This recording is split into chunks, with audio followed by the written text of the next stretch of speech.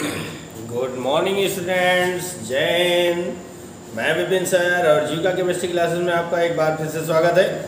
Hello students, आप पढ़ रहे थे class 11th chapter number 1 some basic concept of chemistry, है ना, यानी केमिस्ट रसायन विज्ञान की कुछ मूल अवधारणाएं, जिसके आपके पास 18 पार्ट समथिंग पहुंच चुके हैं।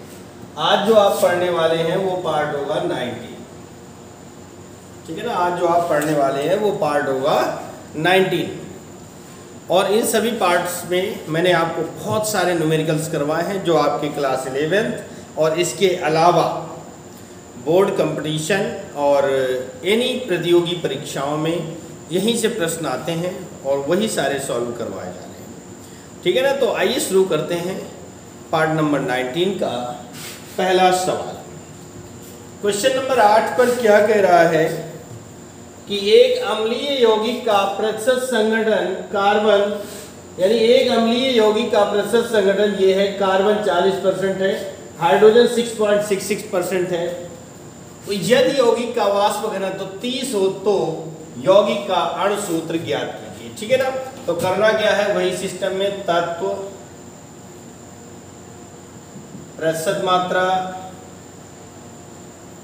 परमाणु भार, प्रतिशत मात्रा बटे परमाणु भार, और अगला कॉलम होगा सरल अनुपात, ठीक है ना। इस तरह से ये टेबल को मेंटेन करना है। इसमें आपके पास कार्बन है, सॉरी एक मिस्टेक हो गई टेबल से पहले। आप देखेंगे यहाँ कार्बन का परसेंटेज 40 है, हाइड्रोजन का परसेंटेज 6 है ना। लेकिन दोनों को अगर हम टोटल करते हैं तो 46.66 आ जाएगा, लेकिन 100 नहीं पहुंचेगा। जब ऐसे सवाल कोई दिया हो जिसका परसेंटेज 100 नहीं है, टोटल 100 नहीं है, तो इसका मतलब है कि उसमें ऑक्सीजन उपस्थित है। क्या मतलब होगा कि उसमें अभी ऑक्सीजन बाकी है, तो हमें ऑक्सीजन की शेष मात्रा निकालनी होगी। तो यहाँ लिख सकते हैं ऑक्सीजन की प्रतिशत मात्रा।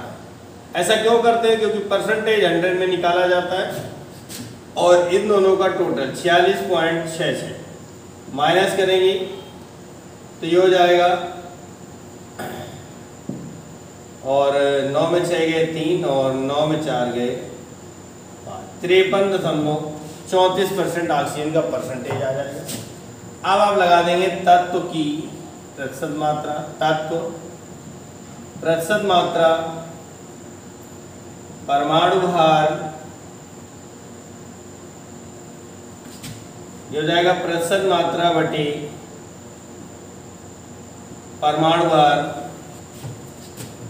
और फिर होगा सरल अनुपात। यहां से ये टेबल हमारी मेंटेन हो जाएगी। लिख देंगे कार्बन, हाइड्रोजन और ऑक्सीजन, यही तत्व आपके दिए गए हैं, carbon, hydrogen and oxygen. Carbon की प्रतिशत मात्रा है 40, हाइड्रोजन की है 6.66 और ऑक्सीजन की है 53.34। कार्बन का परमाणु भार 12, हाइड्रोजन का 1 और ऑक्सीजन का 16 होता है। ये तो परमाणु भार होते हैं जो आपको याद स्वयं करने होंगे, ठीक है ना। अब आगे चलते हैं, क्या लिखा है, प्रतिशत मात्रा बटे परमाणु भार। तो 40/12 बराबर हो जाएगा, और ये हो जाएगा 6.66 बटे 1 और 53.34/16। 12 तिया 36, 12 तिया 36, यही आता रहेगा। 6.66 हो जाएगा। 16 तिया 48, 16 तिया 48, ये हो जाएगा। इनमें सबसे छोटा यही है, तो 3.33/3.33 बराबर 1, 6.66/3.33 बराबर 2 और 3.33/3.33 इक्वल टू 1, है ना। ये आ जाएगा, इस तरह मान आ जाएगा। तो अब हम लिखेंगे अतः यौगिक का मूलानुपाती सूत्र बराबर हो जाएगा, C का 1 लिखा नहीं जाता, H का 2, CH2। ये यौगिक का मूलानुपाती सूत्र आ गया। अब हम लगाएंगे मूलानुपाती सूत्र भार। तो कार्बन का परमाणु भार 12, हाइड्रोजन का होता है 1 × 2 प्लस ऑक्सीजन का 16, 12 + 2 + 16 बराबर हो जाएगा 30। ठीक है ना। आगे सवाल में क्या दिया हुआ है, कह रहा है यदि यौगिक का वाष्प घनत्व 30 हो, यौगिक का वाष्प घनत्व कितना हो 30 हो, तो अब इसको हम यहां से लगाएंगे तो लिखेंगे यौगिक का अणु भार बराबर सूत्र होता है 2 × वाष्प घनत्व। ठीक है ना, बराबर क्या सूत्र होता है 2 × वाष्प घनत्व। इस आधार पर चलेंगे तो हमारा जो हो जाएगा 2 × वाष्प घनत्व दिया गया है 30 बराबर आ जाएगा 60। अब लगाएंगे स्मॉल n बराबर यौगिक का अणुभार बटे मूलानुपाती सूत्र भार। यौगिक का अणुभार है 60, मूलानुपाती का भार है आपका 30 बराबर आ जाएगा 2। अब लगाएंगे यौगिक का अणु सूत्र बराबर होता है मूलानुपाती सूत्र का होल n। मूलानुपाती सूत्र क्या था, ये रहा CH2O का होल n मतलब 2, ये वाला 2 का अंदर गुणा कर देंगे C2H4O2, ये हमारा यौगिक का अणुसूत्र आ जाएगा। ठीक है ना, क्या आ जाएगा यौगिक का अणुसूत्र आ जाएगा ये वाला। अब इसको अगर देखें तो ये है क्या, इसको सीधा करेंगे तो ये बन जाएगा 2HCHO यानी फॉर्मेल्डिहाइड है, फॉर्मेल्डिहाइड। ठीक है, तो ये सवाल आपका कंप्लीट हो गया, नोट कर लीजिएगा और इसके आगे का न्यूमेरिकल देखते हैं।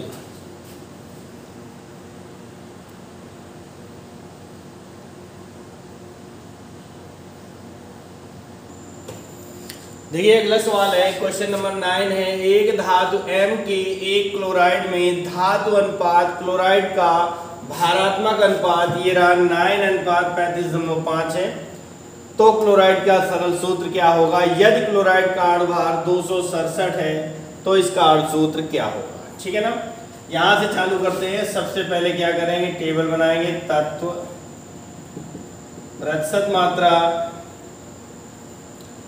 परमाणु भार प्रतिशत मात्रा बटे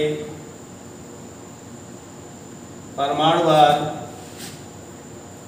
और फिर हो जाएगा सरल अनुपात। ठीक है, ये टेबल आपकी मेंटेन हो जाएगी। इसमें एक सूत्र m है और दूसरा क्लोराइड के लिए हम Cl लेंगे। टेबल यहाँ से क्लोज हो जाएगी। m का भारात्मक अनुपात 9 है और Cl का 35.5। ठीक है ना, m का भारात्मक अनुपात 9 है और Cl का 35.5 है। ठीक है, अच्छा भाई,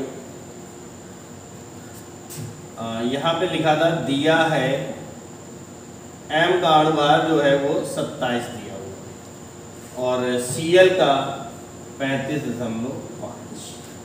तो यहाँ पर m का अणुभार 27 रख देंगे और ये रख देंगे 35.5।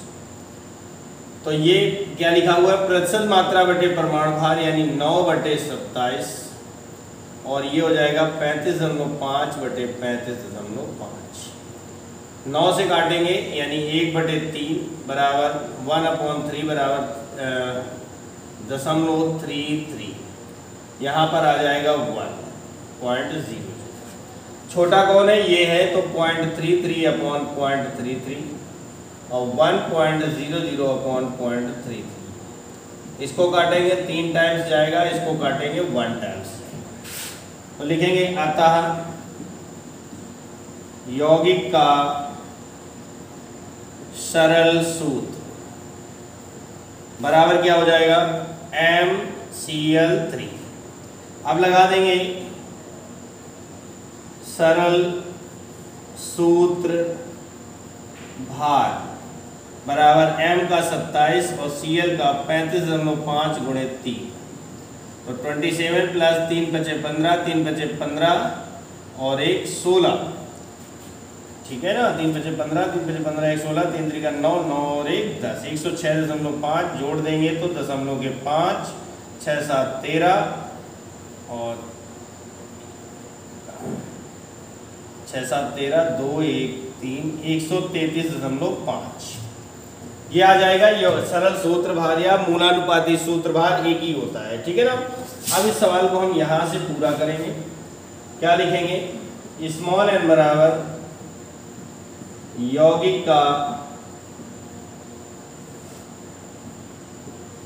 अणुभार बटे मूलानुपाती सूत्र भार। यौगिक का अणुभार दिया गया है 267 अपॉन मूलानुपाती सूत्र भार आपने ये निकाला 133.5।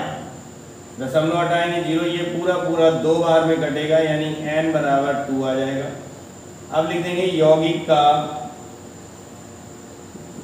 अणु सूत्र बराबर हो जाएगा सरल सूत्र का होल n। सरल सूत्र आया था आपका MCl3 का इंटू 2, तो ये हो जाएगा M2Cl6। ये आपका आंसर हो जाएगा, ठीक है ना। इस तरह से ये सवाल भी आपका कंप्लीट हो गया। अगला सवाल देखते हैं।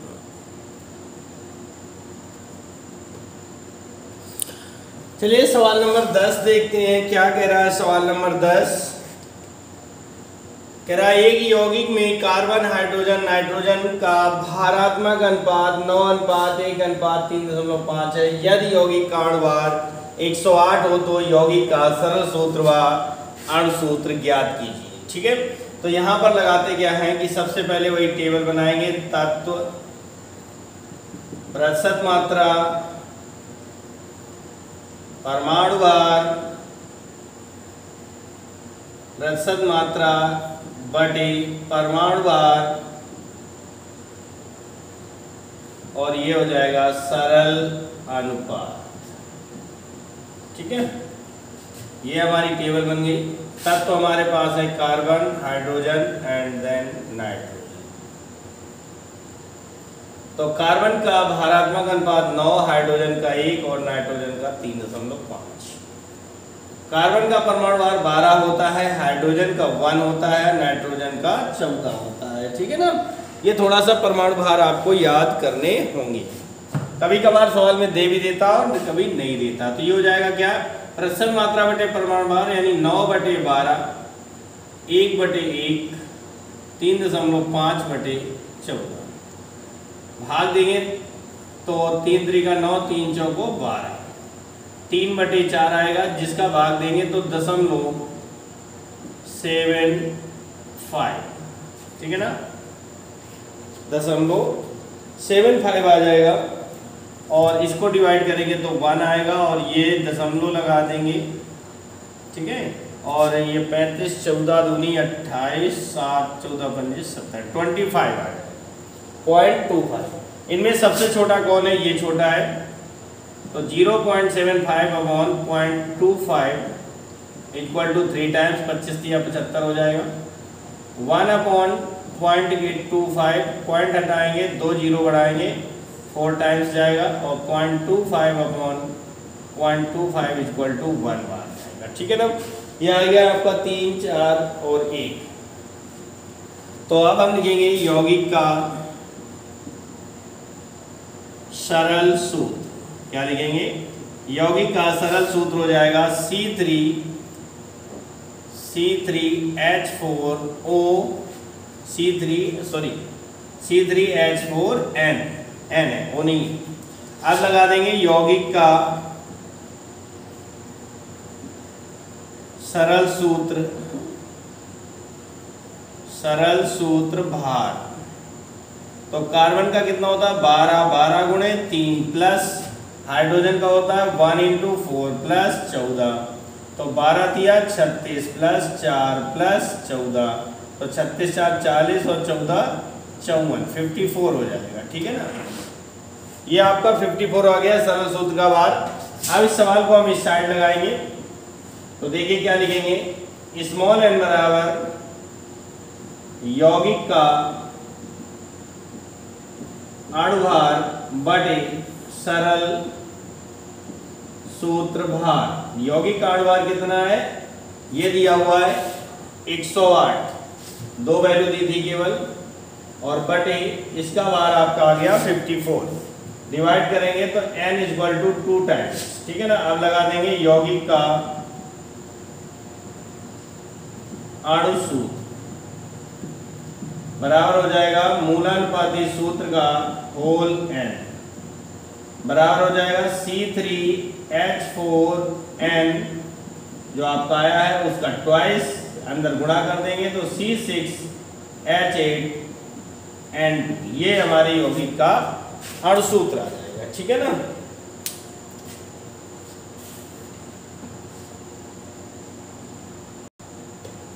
देखिए आपका सवाल शुरू होता है क्वेश्चन नंबर 11। एक यौगिक में सल्फर 50%, ऑक्सीजन 50%, तो यौगिक का सरल सूत्र क्या होगा। सीधे सीधे सब कुछ दिया हुआ है, टेबल बनाएंगे S और O। एक छोटी सी टेबल बननी है इस सवाल में। तो S की परसेंटेज भी है 50 और O का भी है 50, दोनों का 100 हो गया। और परमाणु भार S का 32 होता है, O का 16 होता है। ये हो जाएगा 50/32 बराबर, ये हो जाएगा 50/16, ठीक है ना। 32 का भाग 50 में देंगे तो मात्रा आ जाएगी 1.56 और ये आ जाएगा 3.12। इसमें ये छोटा है तो 1.56/1.56 और 3.12/1.56। इसका डिवाइड करेंगे तो 1 टाइम्स जाएगा, ये जाएगा 2 टाइम्स। देख देंगे यौगिक का सरल सूत्र क्या हो जाएगा, SO2। आपका सवाल फिनिश हो गया, क्योंकि उसने केवल यौगिक का सरल सूत्र पूछा था, तो आपका सवाल यहीं से फिनिश हो जाता है, ठीक है ना। आगे चलते हैं, अगला सवाल आपका सवाल है, बहुत छोटा सा सवाल दिया गया है। क्या है कि यूरिया में उपस्थित नाइट्रोजन की प्रतिशत मात्रा ज्ञात करो। तो यूरिया का सूत्र क्या होता है, NH2CONH2, ठीक है ना। सबसे पहले हमें इसका अणुभार निकालना होगा। अणुभार इसका होता है नाइट्रोजन का 14, हाइड्रोजन का 1 × 2 प्लस कार्बन का 12, ऑक्सीजन का 16, फिर नाइट्रोजन 14 प्लस 1 × 2, तो हो जाएगा 14 plus 2 plus 12 plus 16 plus 14 plus 2 बराबर, इन सब का टोटल हो जाएगा 60। अब हम लगा देंगे नाइट्रोजन की प्रतिशत मात्रा बराबर क्या हो जाएगा, नाइट्रोजन का परमाणु भार बटे यौगिक का अणु भार, ठीक है ना, गुणे 100। अब देखिए नाइट्रोजन का परमाणु भार जो दिया गया है वो कितने नाइट्रोजन, 1 और 2 नाइट्रोजन है, 14 होता है, 14 दूनी 28 गुणे 100 बटे 60। 0 से 0 काट दिया, इसको किया 2 से काटेंगे तो 14 आ जाएगा, ये हो जाएगा 3, ऊपर से 140/3 भाग दे देंगे तो 3 चौको 12, 2 बचे 3 18, 46.66% हो जाएगा, ठीक है ना। ये सवाल आपका कंप्लीट हो गया। आगे चलते हैं, अगला सवाल। चलिए आपका एक कार्बनिक यौगिक का विश्लेषण करने पर कार्बन 66.70 और हाइड्रोजन 11.11% है। यौगिक का वाष्प घनत्व तो 36, एक ये वैल्यू दी गई है और एक ये वैल्यू। अणु सूत्र क्या होगा भैया, देखो 66 और 11 जोड़ेंगे तो 77 हो जाएगा, यानी 100 नहीं पहुंच रहा। इसका मतलब अभी इसमें ऑक्सीजन छिपा हुआ है, तो ऑक्सीजन की प्रतिशत मात्रा बराबर हो जाएगा 100 माइनस 66.70 प्लस 11.11, ठीक है ना। तो इनको टोटल कर देंगे तो ये हो जाएगा 100 माइनस 77.81।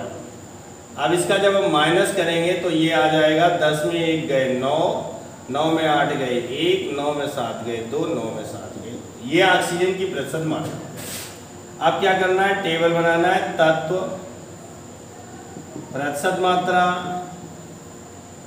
परमाणु भार प्रतिशत मात्रा बटे परमाणु भार, ठीक है ना।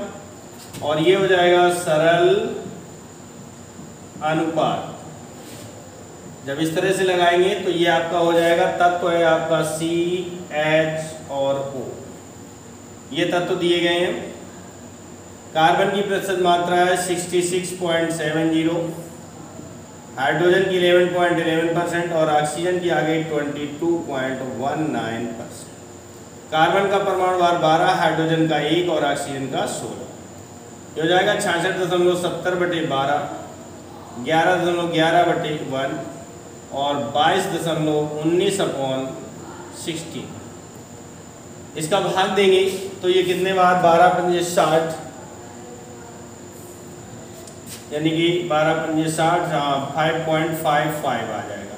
ये आ जाएगा 11.11 और 16 एकम 16 दशमलव, और बच्चे कितने 16 6 22, 6 61, 16 चौको 16 3 48, 16 का भाग 2200, तो 16 एकम 16, ये 12 में 6 गए 6, 61 हो गया, 16 3 48, 11 में 8 गए 3 और 5 में 4 गए 39 और 16 1.38। यहाँ पर सबसे छोटा कौन है 1.38, तो 5.55/1.38, 11.11/1.38 और 1.38/1.38, ठीक है ना। तो ये लगभग 4 बार जाएगा और ये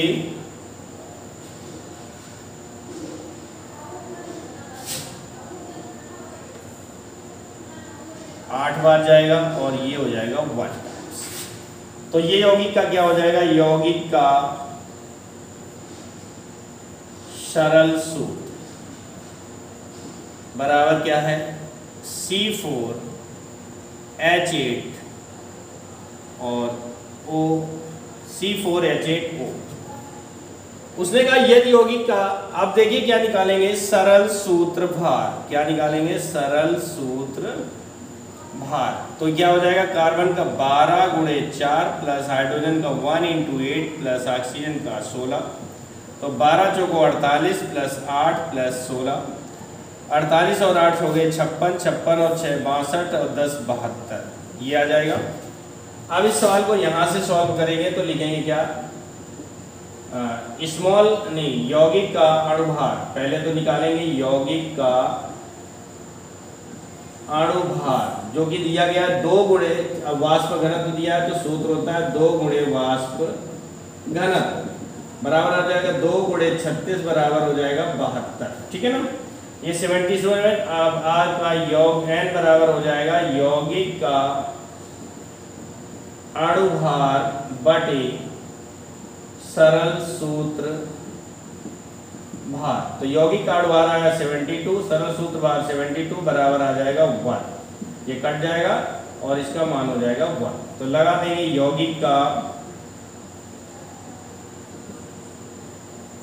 अणु सूत्र बराबर मूलानुपाती सूत्र का होल n बराबर C4H8O का 1, तो C4H8 और O, ये आपका यौगिक का अणु सूत्र आ जाएगा। इस तरह से ये सवाल कंप्लीट हो गया।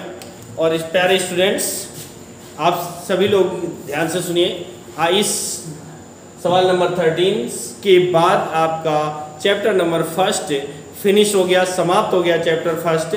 इसके आगे यानी चैप्टर 2 जो अब अगला वीडियो आएगा मेरा, उसमें चैप्टर आपका 2 होगा, ठीक है ना। तो अगले चैप्टर के लिए तैयार हो जाइए, तब तक के लिए जय हिंद, नमस्कार।